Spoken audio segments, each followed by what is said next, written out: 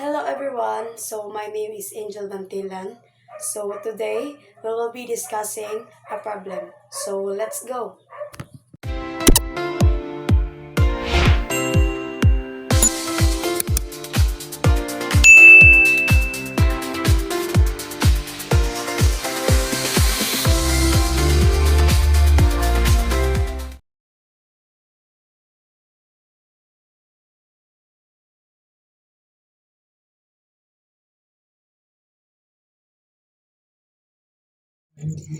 These codes demonstrate how to work with lists and perform calculations in Python.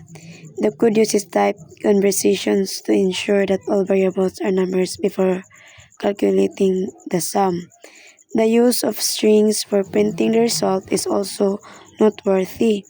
One potential improvement to the code would be handle the type conversions more robustly. This code snip showcases how to work with lists and perform calculation in Python.